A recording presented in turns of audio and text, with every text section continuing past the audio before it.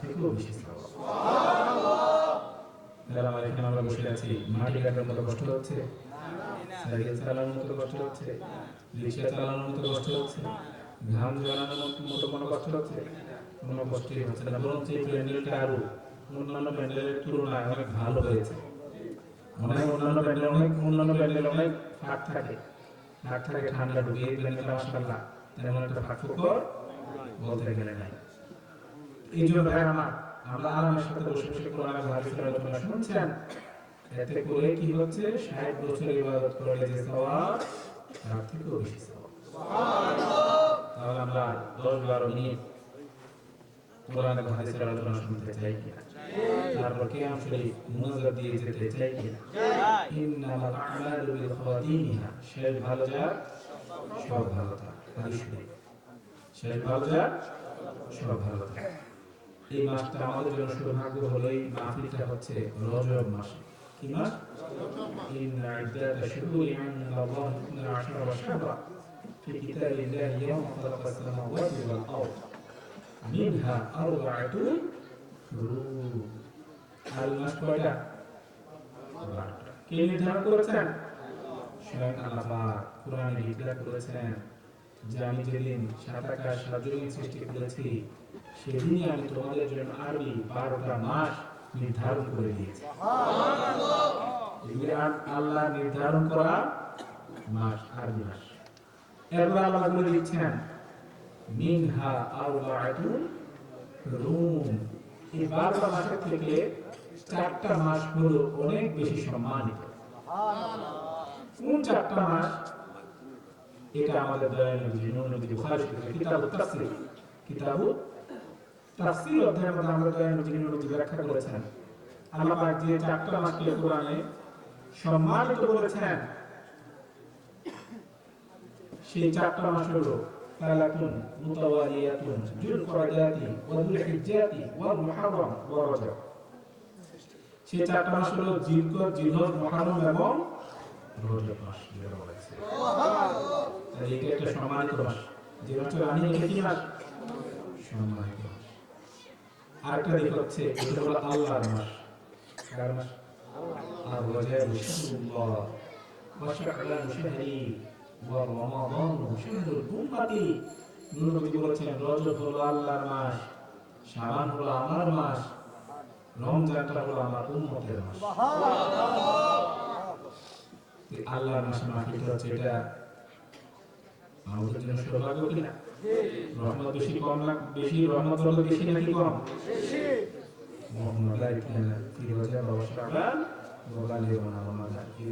রজব শাবান এগুলি বরকতময় মাস। কি মাস? বরকতময় মাস। নবী দোয়া করতেন, আল্লাহ রজব এবং শাবানের বরকত তুমি আমাদেরকে দান করো। জোরে বলেন সুবহানাল্লাহ। আরেকটা দিক হচ্ছে যে এই মাসে আমাদের দয়াল নবী নূর নবী মেরাজে গিয়েছেন। সুবহানাল্লাহ। আল্লাহর সাথে দেখা করেছেন। জোরে বলেন সুবহানাল্লাহ। মুসা নবীর নাম আমরা শুনেছি কিনা? ইয়া মুসা ইন্নী আসতাফাইতুকা আলান নাসি বিরিসালাতি ওয়া বিকালাম। কুরআন শরীফ আল্লাহ মুসা নবীকে ডেকে বলেছেন। কাকে ডেকে বলেছেন? মুসা নবীকে ডেকে বলেছেন, হে মুসা, জেনে রাখো আমি তোমাকে সম্মানিত করেছি সাধারণ মানুষের থেকে, আলান নাস, মানুষদের থেকে আমি তোমাকে অনেক বেশি সম্মানিত করেছি। কিসের দ্বারা? একটা হলো আমি তোমাকে রাসূল বানিয়েছি, আর একটা হচ্ছে আমি তোমার সাথে কথা বলেছি। এই দুটো জিনিস দ্বারা আমি তোমাকে মুসা, তোমাকে মানুষের থেকে, সাধারণ মানুষের উপর সম্মানিত করেছি। মুসা নবীর সম্মান আছে কিনা?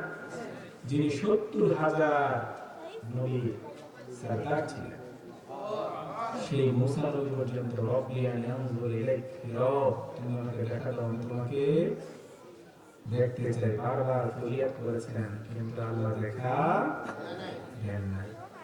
সেই জায়গায় আমাদের দয়াল নবীকে, আমাদের নূর নবীকে আল্লাহ পাক নিজে দাওয়াত দিয়ে সব ইচ্ছায় আল্লাহর কাছে নিয়ে আল্লাহ নিজে দেখা দিয়েছেন। সুবহানাল্লাহ।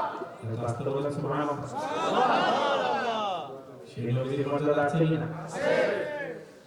আল্লাহ আমাদের নূর নবীর সাথে দেখা দিয়েছেন, দাওয়াত দিয়ে নিয়ে সব ইচ্ছা নবীজি নুরানি জবান মধ্যে বলে দিয়েছেন রাআইতু রাব্বি ফি আহসানি সূরাতি فوضع كفها بين كتفي فوجدت ربها بين ثدي فعلمت ما في السماوات والارض দয়ালু নবী বলেছেন আমি আমার রবকে আল্লাহকে অতি উত্তম আকৃতিতে দেখেছি فوضع كفها بين كتفي فوجدت ربها بين ثدي فعلمت ما في السماوات والارض আল্লাহর সাথে যখন দেখা হলো আল্লাহ পাকের নূরানি কুদরতি হাত মোবারক আমি নবী দুই কাঁধের মাঝখানে রাখলেন সুবহানাল্লাহ যার কারণে আমার কাছে কি মনে হলো শীতল মনে হলো এবং তারপর সাত আকাশ সাত জমিনে যত এল আছে যত কিছু আছে সব কিছু আমি নবী অবগত হয়ে গেল এই জন্য আলোচনা করার আগে কি নবী সব জানে কি সব জানে সব দেখে জোরে বলেন সুবহানাল্লাহ ইন্না ইলমি বা'দা মাউতিকা ইলমি ফিল হায়াতি সাহাবায়ে কেরাম বলল নবী নুরানি জবান মধ্যে বলে দিয়েছেন আল আসমাউ সালাতাহু মুহাব্বাতু মান আরিফুহুম হে সাহাবাদের তোমরা যদি আমি নবীর দরুদ শরীফ পড়ো আমি তোমাদের দরুদ শরীফ শুনি এবং তোমাদেরকে চিনি সাহাবায়ে বা'দা ওয়াফাতিকা ইয়া রাসূলুল্লাহ ইয়া রাসূলুল্লাহ শুনলেন ভালো কথা দেখেন ভালো কথা আপনি যখন দুনিয়া থেকে চলে যাবেন পর্দা নিবেন তখন কি দেখবেন আমাদের নবী নুরানি জবান মধ্যে বললেন না ইন্না ইলমি বা'দা মাউতিকা ইলমি ফিল হায়াতি সুবহানাল্লাহ আগে বক্ত আমাদের প্রিন্সিপাল গুলো পড়ে গিয়েছিলেন নবী কি বলেছেন যে সাহাবীরা জেনে রাখো আমি দুনিয়াতে থাকা অবস্থায় যেভাবে দেখি শুনি বুঝি সবকিছু আর দুনিয়া থেকে বিদায় নেওয়ার পরও তোমরা কি করো না করো সব দেখবো শুনবো বুঝবো তাহলে আমাদের নবী জীবিত নাকি মৃত? এই যে আজকে আমরা গোয়েন্দারিচার মাহফিলে বসে আছি নবী দেখছে কি? এই আকীদা আমাদের আছে কি? মুসলিম শরীফের হাদিস। কোন শরীফের হাদিস? ইন্নাল্লাহা যাওয়ালিয়াল আরদ ফারাআইতু মাশারিকাহা ওয়া মাগারিবাহা। সুবহানাল্লাহ। নবী নুরানি জবান মধ্যে বলে দিয়েছেন যে আল্লাহ পাক পুরোটা দুনিয়াকে, দুনিয়ার বিশাল না, পুরোটা দুনিয়াকে আমি নবীর জন্য সংকুচিত করে দিয়েছেন এবং আমি দুনিয়াতে কি আছে না আছে সব দেখছি বুঝানোর জন্য বলছি। যদি এখানে একটা মোবাইল কিনে রাখা হয় আপনার মানুষ প্রয়োজন প্রায় অলমোস্ট অ্যারাউন্ড কত 200 প্লাস হতে পারে, 200 থেকে 300 এখানে মানুষ আছে প্রায়। এখন এখানে একটা মোবাইল বড় নাকি একটা মানুষের বডি বড়? মানুষের অনেক বড়, কিন্তু একটা মোবাইল এখানে রাখলে কি সবাই দেখা যাবে না? এটা যদি সম্ভব হয় নবীজির দেখাটা পুরো পৃথিবীর কোনো অসম্ভব নাকি অসম্ভব? এরা মাত্র জানেন সেটা জানি আমাদের দয়ার নবী নুরানি জবান মধ্যে বলে দিয়েছেন ইন্নাল্লাহ রাফা'a লিদ-দুনিয়া فأنا أنظر إليها وإلى ما هو كائن فيها إلى يوم القيامة كأنما أنظر إلى كف هذا جبل سبحان الله। হাতের তালু, আমাদের হাতের তালু আছে কিনা? সবার হাতের তালু আছে। নবী বলেছেন ইন্নাল্লাহ রাফা'a লিদ-দুনিয়া فأنا أنظر إليها وإلى ما هو كائن فيها إلى يوم القيامة। আল্লাহ পাক পুরোটা দুনিয়াকে আমাদের সামনে তুলে ধরেছেন সুবহানাল্লাহ। فأنا أنظر إليها এবং আমি এই দুনিয়ার দিকে দৃষ্টি দিলাম, তাকালাম এবং দুনিয়াতে কি হচ্ছে না হচ্ছে ইলা ইয়াউমিল কিয়ামা, কিয়ামত পর্যন্ত কি হবে না হবে আমি নবী দেখতেছি। আমি আল্লাহ পাক আমার সামনে দুনিয়াকে তুলে ধরেছেন, আমি দেখতেছি এবং কিয়ামত পর্যন্ত দেখতে থাকবো। কাআন্নামা আনজুরু ইলা কাফি হাদা, যেভাবে আমি আমার হাতের তালুকে দেখি। হাতের তালু দেখতে কষ্ট হয়, যাদের হাতের তালু স্পষ্ট দেখা যায়, আমার যাদের হাতের তালু সে স্পষ্ট দেখে কি আছে না আছে। একটা মশা মাছি একটা বালু পড়লেও দেখবে, তাই না? নবী বলেছেন আমি আমার হাতের তালুকে যেভাবে দেখতে পাই সারা দুনিয়াতে কি হচ্ছে না হচ্ছে সব সেভাবে দেখতে পাই। সুবহানাল্লাহ। নবী দেখে কি না? দেখে। নবী দেখেন না এমন কোনো কিছু না। নবী দিনের আলোতে যেভাবে দেখতেন রাতের অন্ধকারেও ঠিক সেভাবে। আমরা যদি রাতের অন্ধকারে দিনে যেভাবে দেখতাম রাতের অন্ধকারে সেভাবে দেখতাম, আজকে ক্যান্ডেলের লাইটের কোনো দরকার ছিল না। কারণ রাতে আমরা দেখি, কিন্তু আমরা দেখি না, রাতের বেলা আমরা দেখি না, এই জন্য লাইট ইউজ করি, মোবাইলে লাইট ইউজ করি। আমরা আমাদের বাসা বাড়িতে কি ইউজ করি? লাইট ব্যবহার করি, কারেন্ট ইউজ করি, কারণ আমরা রাতে দেখি না। কিন্তু আমাদের গায়ে না জিন্না রাসূলুল্লাহ সাল্লাল্লাহু আলাইহি ওয়াসাল্লাম ইয়ারা ফি লাইলি ফি যুলমাতি কামা ইয়ারা ফি নাহারি ফি দুই। গায়ে নবী দিনের আলোতে যেভাবে দেখতেন, রাতের অন্ধকারে ঠিক সেভাবে দেখতেন। সুবহানাল্লাহ। এই জন্য নবীকে আমাদের মতো হতে পারে? কোন নবীর জন্য মেরাজ হয় নাই, কোন নবীর জন্য মেরাজ হয় নাই। মেরাজ হয়েছে একমাত্র আমাদের দয়াল নবীর জন্য, মেরাজ হয়েছে আমাদের একমাত্র নূর নবীর জন্য। সুবহানাল্লাহ। বুঝা গেল নবী আমাদের মতো মানুষ হওয়া দূরের কথা, কোন নবীর মতো না, কোন রাসূলের মতো না। যার ঈমান আছে তার জন্য দলিল একটাই যথেষ্ট, আর যার ঈমান নাই তাকে 1000 দলিল দিলেও তার বুঝে আসবে না, কারণ তার ভিতরে কি নাই? কথা বলার কি নাই? ঈমান নাই। এইজন্য আমরা সুন্নি, এটা কি এলাকা? সুন্নি। আমাদের বিশ্বাস আমাদের নবী কখনোই আমাদের মানুষ হতে পারে না। আমাদের নবীকে আমরা নূর স্বীকার করি, ঠিক কি? আমরা মানি আমাদের নবী কাল বাকি নূরের দান করেছেন। আমাদের আকীদা হচ্ছে আমাদের নবী হাইয়ুন ফি রাওদাতিহি শরীফাতিল মদিনাতিল মুনাওয়ারা, নূরের মদিনাতে আমাদের নবী সরাসরি জীবিত। সুবহানাল্লাহ। এবং আমাদের নবী এক জায়গা থেকে আরেক জায়গায় যেতে পারে। আমাদের নবী মেরাজে গিয়েছেন, আল্লাহর কাছে গিয়েছেন, প্রথমে বাইতুল মুকাদ্দাসে গিয়েছেন। ওয়াইতুনি ফি জামাআতি মিনাল আনবিয়া ফি বাইতুল মুকাদ্দাস, ওয়াইদা মুসা কাইমুন ইউসাল্লি ওয়া ঈসা কাইমুন ইউসাল্লি ফাহিনাতি সালাত আমামতুহুম। নবী বলেন আমি যখন বাইতুল মুকাদ্দাসে গেলাম, গিয়ে দেখলাম বিভিন্ন নবীগণ বিক্ষিপ্তভাবে কি করছে? নামাজ আদায় করছে। হ্যাঁ, বড় মানুষ কি নামাজ পড়তে পারে? একজন লোক যদি পাক্কা 5 ওয়াক্ত নামাজি হয়, দুপুর 12টায় মারা গিয়েছে, রাতে 10টায় জানাজা, মাঝখানে দিয়ে কয় ওয়াক্ত নামাজ গেল? জোহর, আসর, মাগরিব, এশা, 4 ওয়াক্ত। সে মারা গিয়েছে, দুনিয়ার জন্য সে 1 ওয়াক্ত নামাজ মিস করে নাই, কিন্তু আজকে সে মরা লাশ, জোহর থেকে এশা পর্যন্ত সে একটা ওয়াক্ত নামাজ পড়তে পারে না, কারণ সে কি? মৃত মানুষের পক্ষে নামাজ পড়া সম্ভব না। কিন্তু সহিহ হাদিস দ্বারা প্রমাণিত অসংখ্য হাদিস, প্রত্যেকটা নবী আলাম্বিয়াও তাহিয়াহুম ফি কুবুরিহিম ইউসাল্লুন ইউহাজ্জুন, সুবহানাল্লাহ। প্রত্যেকটা নবী তার নিজ নিজ কবর শরীফে জীবিত, তারা নামাজ পড়ে। তাহলে নামাজ পড়তে হলে কি হতে হবে? জীবিত হতে হবে, রুকু করতে হবে, সিজদা করতে হবে, তাই না? তারপর আপনার কি? ইউহাজ্জুন, তারা কি করেন?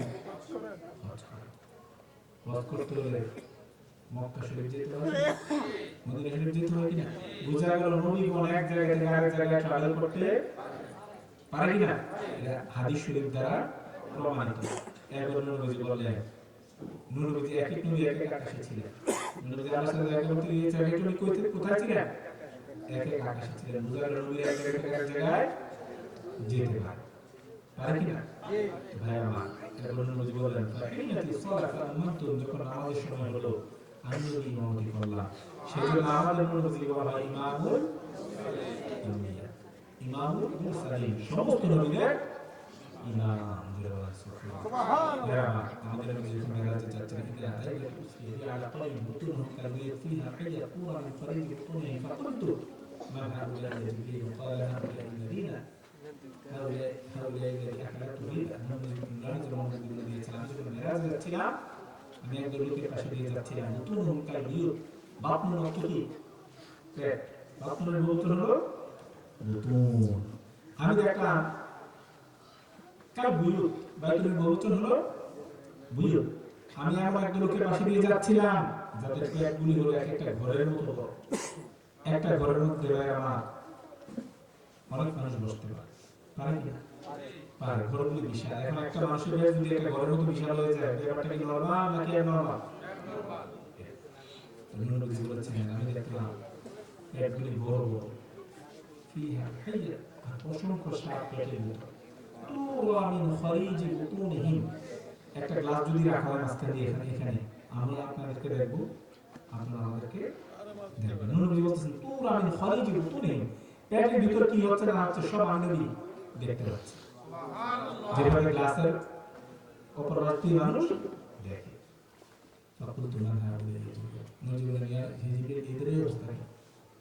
নবী বলেন, জিবরিল বললেন ইয়া রাসূলুল্লাহ, এদের এই অবস্থা হচ্ছে সাপ কামড় হচ্ছে, ওরা চিন্তা ভাবনা করছে, কান্নাকাটি করছে, কিন্তু সাপের কামড় বন্ধ হচ্ছে না।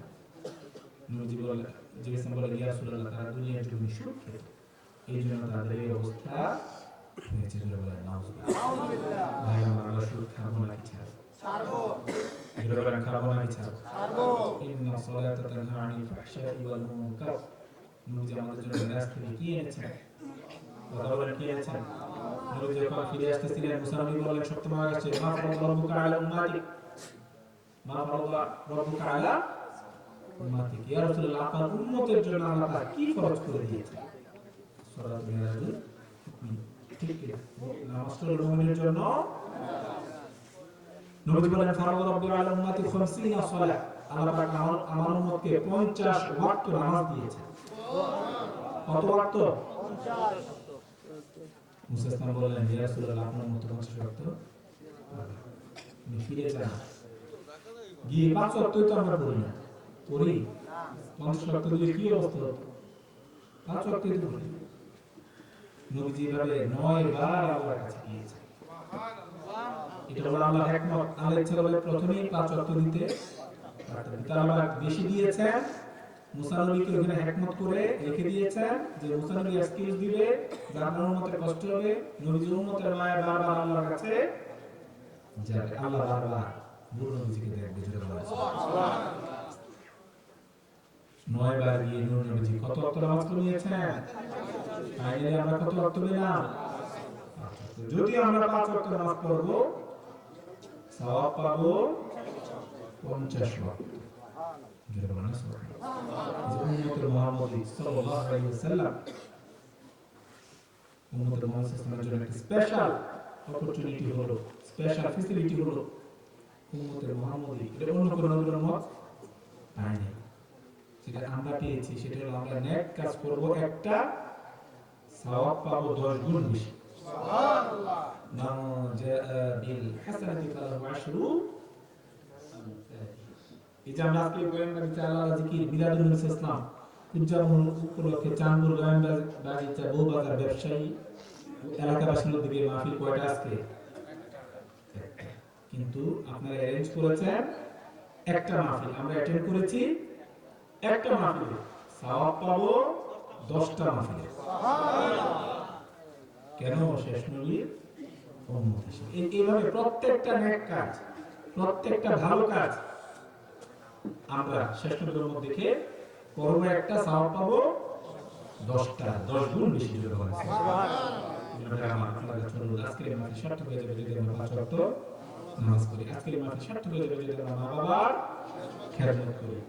আজকের মাহফিল সার্থক হয়ে যাবে যদি আমরা মা বাবার সাথে বেয়াদবি না করি। আজকের মাহফিল সার্থক হয়ে যাবে যদি আমরা মা বাবার সাথে ভালো ব্যবহার করি, মা বাবার সাথে বেয়াদবি না করি, মা বাবার খেদমত করে মা বাবাকে খুশি রাখি, ঠিক কিনা?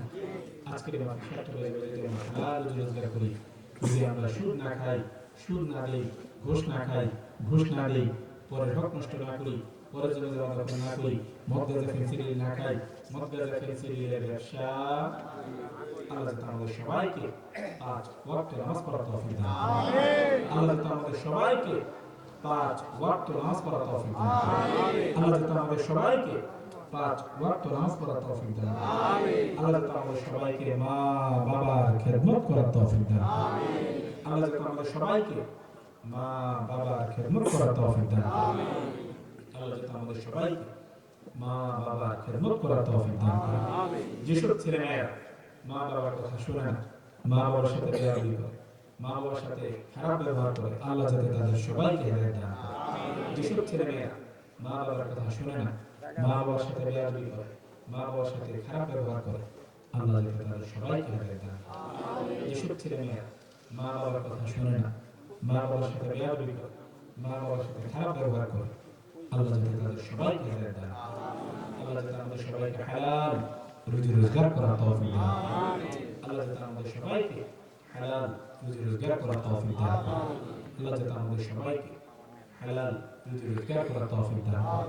যারা সুদ খায়, যারা সুদ দেয়, যারা ঘুষ খায়, যারা ঘুষ দেয়, যারা পরের হক মেরে মেরে খায়, যারা মদ গাঁজা ফেন্সিডিল খায়, যারা মদ গাঁজা ফেন্সিডিলের ব্যবসা করে, আল্লাহ যাতে তাদের সবাইকে হেদায়েত দান করেন।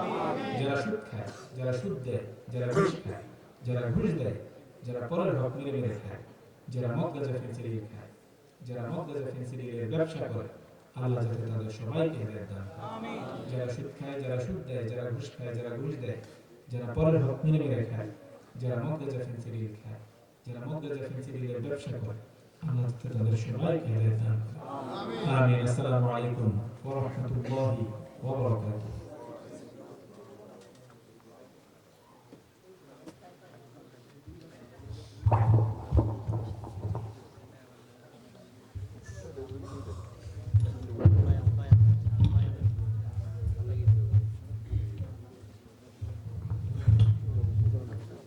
হাজিরিন, এখন ইনশাআল্লাহ আমাদের প্রাণপ্রিয় মুর্শিদকে আল্লাহ বায়াত করাবেন। আপনারা এখনো যারা বায়াত গ্রহণ করেন নাই, আজকে ইনশাআল্লাহ বায়াত হয়ে যাবেন। প্রতিটি মুমিন ব্যক্তি, প্রতিটি ইমানদার ব্যক্তি একজন হক পীর মুর্শিদের কাছে, একজন হক আল্লাহর ওলির কাছে বায়াত গ্রহণ করা ইমানি দায়িত্ব। আপনারা জানেন শাহপুর দরবার শরীফ একটা হক দরবার। শাহপুর দরবার শরীফ একটা হক দরবার। শাহপুর দরবার শরীফ শরীয়তের দরবার। শাহপুর দরবার শরীফ শরীয়তের বাইরে কোনো কাজ হয় না ইনশাআল্লাহ। আল্লাহর হাবিব হুজুর নূর সাল্লাল্লাহু আলাইহি ওয়াসাল্লামের পবিত্র নুরানি জবান মোবারকে বলেছেন সাহাবাদেরকে, হে সাহাবারা, তোমরা আমার কাছে বায়াত গ্রহণ করো। সাথে সাথে সাহাবার আল্লাহর হাবিব হুজুরে নূর সাল্লাল্লাহু আলাইহি ওয়াসাল্লামের কাছে বায়াত গ্রহণ করলেন। এখন বুঝতে পারলেন বায়াত কত বড় গুরুত্বপূর্ণ জিনিস। মনে রাখবেন, যাদের পীর নেই তাদের পীরকে, যাদের পীর নেই তাদের পীর কিন্তু শয়তান। আল্লাহ না করো আজকে এই মাহফিল থেকে আমরা সুস্থভাবে ঘরে ফিরে যাব, এমন গ্যারান্টি কেউ দিতে পারবো না। এই গ্যারান্টি দেওয়ার মতো কোনো ক্ষমতা আমাদের নাই। আপনারা বুঝতে হবে, ঈমান ইবাদত করার জন্য শাহপুর দরবার শরীফের বিকল্প অন্য কিছুই নাই। শাহপুর দরবার শরীফ এমন একটা দরবার, যে দরবার পবিত্রতা রক্ষাকারী দরবার চলে। এখানে কোনো বাজে কাজ হয় না। যেখানে পবিত্র উরুস মুবারক, যেগুলি কয়েকদিন আগে বন্দি সাহেব বাবার উরুস মুবারক হয়ে গেল, আপনারা দেখেছেন এখানে কোনো মহিলাদের যাওয়ার কোনো সুযোগ নাই।